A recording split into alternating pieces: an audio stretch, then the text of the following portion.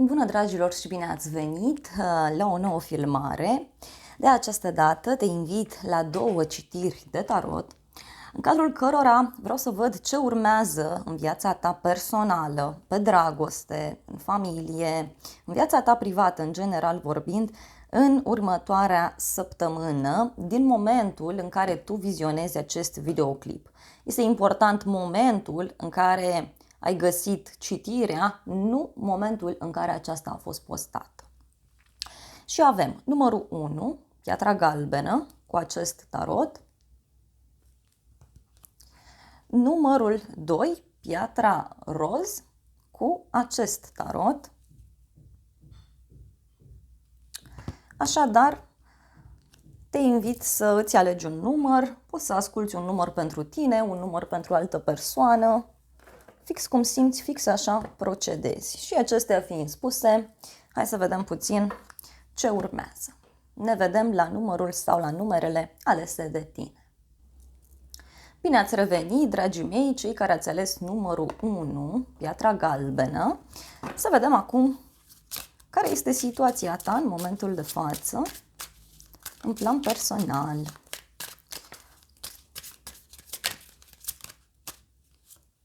Bun, au ieșit deja două cărți. Avem puterea, o legătură cu un leu, dar și regina de cupe, o legătură cu o persoană posibil dintr-o zodie de apă, rac, scorpion, pești. În momentul de față văd că este o energie duală. Probabil ai probleme în familie sau probleme legate de persoana iubită, de un prieten. Cineva are nevoie de foarte multă atenție aici. Cineva are nevoie de foarte multă validare din partea celorlalți. Simt că este vorba despre tine. E ca și cum te lupți pentru a obține aprecierea celorlalți, pentru a obține iubirea lor. O femeie aici, din familia ta, te poate provoca, îți poate aduce în viață tot felul de situații mai puțin plăcute. Pe de altă parte, văd faptul că ești o persoană foarte intuitivă, o persoană sensibilă, blândă, iubitoare, dar în același timp văd că ai o putere foarte mare în tine. Îți dorești foarte multă iubire, dragoste, dacă ești într-o relație. Văd aici că lupți cu toate forțele tale pentru a-ți duce relația la un alt nivel sau pentru a menține relația cu această persoană. Însă văd aici în egală măsură și gelozie pentru alții dintre voi. Dacă ești o persoană singură, lupți cu toate forțele pentru a-ți găsi pe cineva. Însă vezi că ai o putere foarte mare și unii oameni e posibil să se teamă, da? 4 de bâte, 8 de cupe.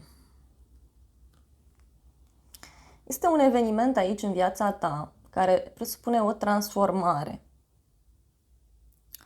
Vrei să pleci în căutarea fericirii tale, în căutarea paradisului tău interior, dar mai văd aici și o conexiune puternică cu un eveniment important din familie, din casă.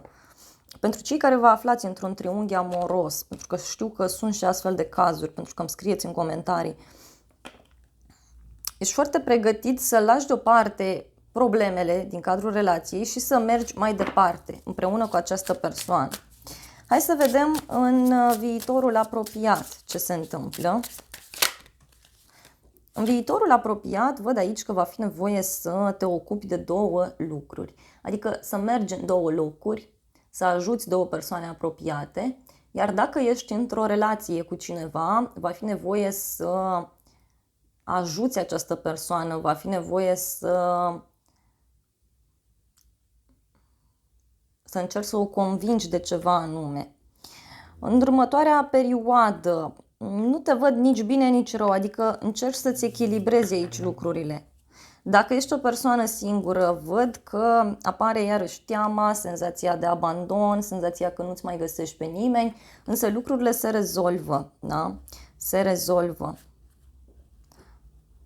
Unii văd că aveți de reparat ceva în casă sau aveți ceva de reparat în general în viață. Văd și o veste referitoare la o persoană din familie care are niște probleme de sănătate. Da? Și va fi nevoie să te împarți așa între două direcții. Să vedem în viitor. Ai două variante, tu ca și om, da? Nu știi pe cine să alegi, nu știi în cine să crezi. Wow! Aici să știi că ceva se închide pentru tine, însă treiul de spade vorbește și despre o inimă frântă. O conexiune văd aici cu zodii fixe, adică Taur, Leu, Scorpion, Vărsător. Mă uitam aici că în viitorul puțin mai îndepărtat, pentru tine urmează o închidere de karmă, adică se închide o perioadă mai puțin plăcută din viața ta și vei reuși să te simți bine, să te simți mulțumit, împlinit.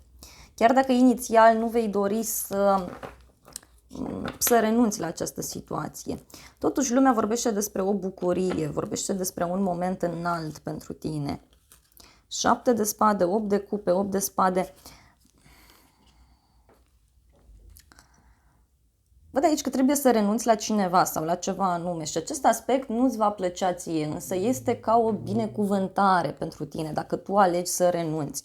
Dacă ești într-o situație în care ești singur sau singură, adică nu ai o relație oficială, nu este ceva stabil în viața ta, vezi că e nevoie să te detașezi de niște lucruri din trecutul tău. Acolo ceva trebuie închis. Da? Și acolo ceva trebuie închis. Hai să vedem puțin, să clarificăm lumea, ce se închide. Ce se închide? Se închide, uite, o perioadă în care au fost probleme cu banii, o perioadă în care poate ai avut și tu probleme de sănătate, dar se închide și o perioadă de singurătate cu această carte aici.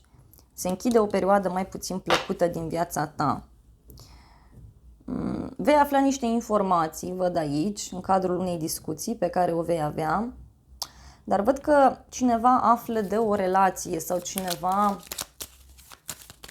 și arată gelozia, fie tu, fie cealaltă persoană. Hai să mai vedem. Da, și uite, este ceva legat de zona justiției. Adică se clarifică lucrurile în viața ta, se face dreptate. Se face dreptate în legătură cu această persoană, persoana la care tu te gândești. Dacă ești o persoană singură, la fel, în sfârșit reușești să-ți faci dreptate divină, adică să elimini acele blocaje, da, din viața ta. Hai să vedem care e blocajul. Uite, blocajul ține de o persoană care tot încearcă să fugă. Blocajul poate ține de ideea aceasta că ori ție ți este teamă de ceva anume. Blocajul este faptul că cineva se tot sustrage dintr-o poveste, fie tu, fie cealaltă persoană. E un blocaj aici legat de niște persoane care își urmăresc interesul. Da? Blocajul ține ori de o relație ascunsă, ori blocajul ține, așa cum am spus, de o depresie sau de o situație destul de dificilă din trecutul tău. Sunt niște probleme vechi aici. Bun, hai să vedem și un sfat din partea îngerilor romantici. Sfatul este să stai optimist în legătură cu iubirea vieții tale. Ți se spune să gândești pozitiv, să ai credință și aceste lucruri îți pot aduce iubire, îți pot aduce romantism. Deci ăsta este sfatul pentru tine și să aștepți, pentru că timpul divin este în favoarea ta. Da? Este în favoarea ta.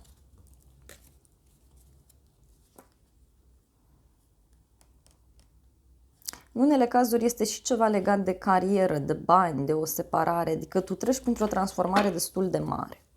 Dragilor, acestea au fost previziunile pentru cei de la numărul 1. Eu îți mulțumesc pentru atenție. Nu uita să te abonezi canalului, să apeși clopoțelul, apasă butonul de like, funcții gratuite pentru toți. De asemenea, te invit cu drag și la un alt număr sau la o altă citire dacă vrei să mai vizionezi. Bine ați revenit, dragii mei, cei care ați ales numărul 2, piatra roz. Să vedem așadar ce mesaje are tarotul pentru tine, ce trebuie tu să cunoști. Să vedem puțin situația în care tu te afli în acest moment. Bun, în primul rând văd că te afli într-o situație în care ai de luat o decizie importantă. Este nevoie să te împarți în momentul de față între două persoane, două locuri. O familie care este despărțită și e nevoie să fii și cu o parte și cu cealaltă. Dar văd aici foarte multă indecizie în viața ta personală.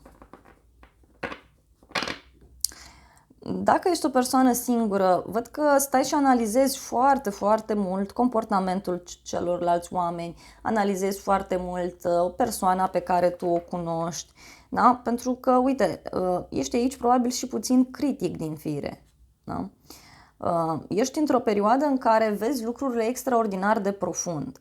Văd o legătură cu un scorpion sau cu zodia fecioară. Pentru unii văd aici că sunteți și puțin critici cu ceilalți, adică aveți niște pretenții, aveți niște idei, aveți un tipar după care cealaltă persoană trebuie să se ghideze. Dacă te afli într-o relație, văd că în momentul de față te gândești foarte serios dacă să mai continui sau nu această relație, pentru că te simți puțin lăsat deoparte. Să vedem despre ce este vorba cu 2 de monede. Bun, este vorba despre o relație la distanță sau este vorba despre drumuri pe care tot le faci și într-o parte și în cealaltă. Unii văd aici că încercați să vă găsiți un rost, o cale, un drum în viață, dar văd și faptul că ai de luat o decizie importantă legată de o mutare, de o casă, de o mașină. Faci drumuri în două părți sau ai legătură cu o persoană care nu este stabilă, cineva care mereu face drumuri. Hai să vedem în viitorul apropiat. Au ieșit 2 cărți. Avem Asul de spade și 5 de monede. În viitorul apropiat aici se ia o decizie foarte importantă. O decizie legată de o despărțire, o decizie legată de o pauză, dar văd aici și un verdict, o veste pe care o primești în legătură cu o problemă de sănătate sau în legătură cu o problemă financiară, adică o problemă legată de bani. Pe de altă parte, văd aici că ești într-o perioadă destul de rece, da? Ești într-o perioadă în care ai de luat o decizie legată de un copil, vei fi foarte mult preocupat de niște probleme legale, văd aici.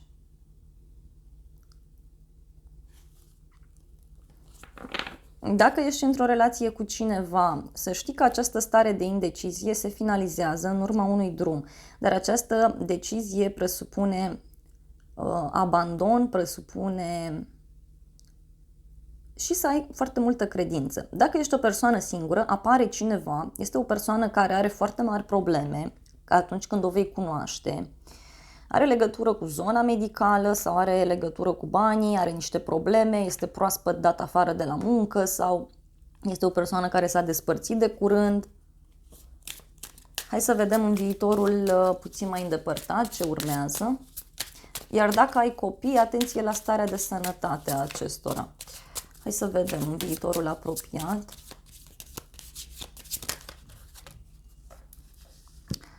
Bun. Avem 3 cărți aici au ieșit. Prima este Cavalerul de bâte.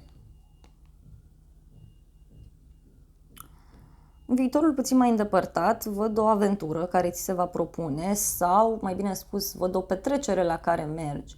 Este o dorință de a te afirma, de a spune lucrurilor pe nume. Soarele aici vine cu o legătură cu un leu, dar și cu o bucurie. Regele de monede vine cu o energie de pământ, adică o conexiune cu o zodie de pământ, adică Taur, Fecioară, Capricorn. Este un bărbat pe care te poți baza sau o femeie pe care te poți baza. Ideea este că foarte curând aici se rezolvă o situație ca prin minune. Da? Aici, uite, se poate găsi o soluție la această problemă pe care o ai. Da? Ceva ce s-a stricat în casă, așa cum am spus, o problemă de sănătate, o problemă financiară, adică se găsește o soluție la problema asta. Iar apoi văd aici foarte multă pasiune, văd o întâlnire frumoasă, o întâlnire plăcută, iar dacă ești într-o relație, să știi că lucrurile vor merge extraordinar de bine. Dacă ești o persoană singură, așa cum ți-am spus, apare cineva, dar persoana asta să știi că nu stă foarte mult pe gânduri, pentru că vrea ceva foarte serios cu tine. Îți va cere aici și acum ceva serios. Aici poate să apară în viața ta pe neașteptate o căsătorie, da? Sau ceva legat de un botez, un eveniment important pentru tine. Va fi nevoie să iei atitudine. Iar dacă în momentul de față nu ai încredere în tine, ești într-o situație în care ai de luat o decizie și nu știi ce să faci, aici, în viitorul apropiat, tu vei reuși să treci peste această situație. Da, hai să vedem puțin despre ce este vorba cu acest as de spade, în ce constă soluția, rezolvarea, decizia. Bun, soluția vine la pachet și cu o supărare, da? Este ca și cum ai vrea să tai supărarea, ai vrea să o elimini din viața ta.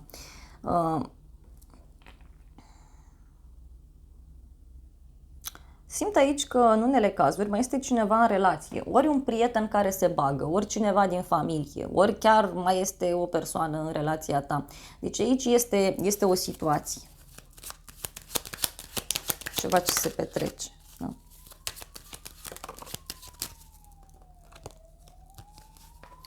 Dar să știi că decizia asta vine pe neașteptate. Unii puteți să auziți aici de o intervenție chirurgicală a unei persoane. Da? Însă văd că pe neașteptate apare această decizie de separare și nu știu cât e vorba despre tine, pentru că în final te văd bucuros sau bucuroasă. Este ceva legat de niște energii masculine din casa ta sau ceva legat de niște rude. Mai văd aici o soluție importantă legată de o casă, legată de o relație stabilă. Și hai să vedem soarele despre ce vorbește. O bucurie mai văd aici pe care o vei avea din partea unui copil. Da.